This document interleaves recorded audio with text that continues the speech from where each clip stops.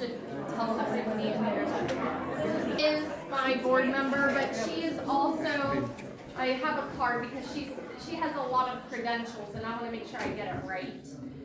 She is on Central Committee with me in Union County. She has been for 2 terms. One of those terms was on Executive Committee. She's a Jerome Township trustee and state rep candidate in her 2nd primary. And she has 10 years at the State House as a hired policy advisor to trade schools.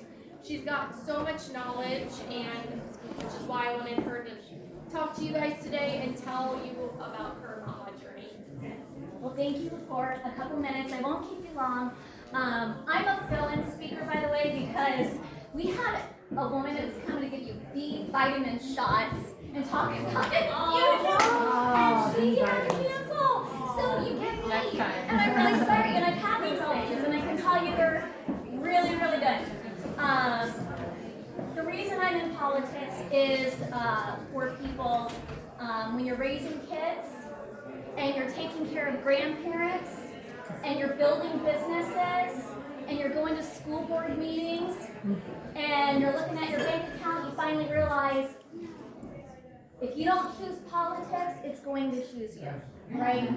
And why I'm here today is specifically not to talk about, my stump speech. You guys likely don't live in my district, but I will tell you this. Born and raised Delaware County girl. I'm running in Union and Marion County. I've been living there for some time, but I grew up downtown Delaware on Central Avenue. My grandparents owned a Napa Auto Parts store for 54 years, only closed recently, about 5 years ago. And I went to Hayes and Willis, and so my roots are deep. Started my first business in Delaware, still there today, gave it to my mother. She was a stay-at-home mom my whole life. But what got me interested in this organization and working with Turning Point for this Action Coalition, this handle or arm, is it really spoke to me personally. And this is important for everybody in the room because it shapes what will happen next. I think I've been MAHA before MAHA was a word.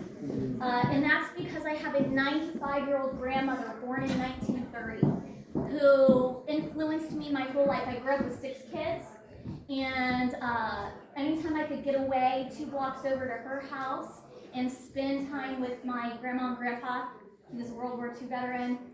She ran Napa. He did all kinds of different business ventures. I did that. And what I learned throughout my journey, being around my grandmother, was, I'm looking, she's talking about taking that B complex and taking that Shackley, Vitaly, and Papa's over there drinking cayenne pepper with lemon in it, and I don't even know what's going on, but this is what I grew up with, right? And I could give you examples after examples of all the things that I experienced as a child watching my beautiful grandmother. Now, probably wouldn't surprise anybody in this room that she is 95 years old and all she takes is a half of a blood pressure pill a day, and she is in perfect health. And about 15 years ago, she had a surgery where they had to open her up and, the bladder thing where they got to pull it up and mesh and whatever. The doctor said her organs looked like a 30-year-old. I mean, she was in her 70s. She didn't eat sugar. Somebody was talking about inflammation. She didn't eat sugar. She didn't eat seed oils. Before seed oils were a known carcinogen or whatever they do. They just float in your body and they never leave it. And, so I grew up around this my whole life. Now, she had 13 brothers and sisters, you guys. Every single one of them are ill. Grew up in the South. So I didn't grow up in the South. I grew up here. But my grandparents were Southern. And you're talking about, black-eyed peas and cornbread and fried chicken, all kinds of stuff. And, you think it sounds all healthy, but you get down there and they're using, country crock. Remember that? Did you know? So in the 90s, yeah. So I'm 41. I was born in 1984. But in the 90s, I knew as a girl what partially hydrogenated oils were because of my grandmother, okay? I knew in the 90s that it was one molecule away from plastic. Maybe it is in the 90s. I knew that It didn't leave your body. I knew that it was a contributing factor to the increase in child obesity that you saw. What else did I know in the 90s because of my growth? So many things I learned from this woman. And I say this because you being in this room right now, and you have kids, and you have grandkids, and you have neighbor kids, or whoever you're talking to, it wasn't school that taught me that when my husband got diagnosed with psoriatic arthritis at the age of 28, that we don't want to take Humira that costs $5,000 a month that, you know, that Big Pharma is pushing on you.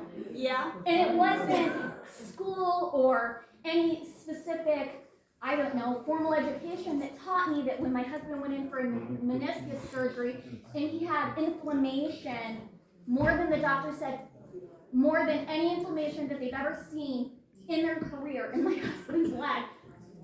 It wasn't a doctor that said, oh, I better go home and start grinding up beets in a Vitablend and making him drink it 3 times a day. You know what I mean? It was my education from my grandmother that taught me how to get rid of inflammation in the body, how to do these things, all the RFK stuff that we're hearing now. And, you know, internet, social media is horrible, but it's also a blessing. Because how else do we know this stuff? Because we're trading information. We have access to it in a way that is expedited in a way that we didn't have back then. But my point is, my MAHA journey started as a little girl, and I knew about how to detox the body, what was bad for the body, and it's so important that you guys are here because it's our kids. That's why I'm in politics, because I don't choose politics, it's going to choose my children, okay?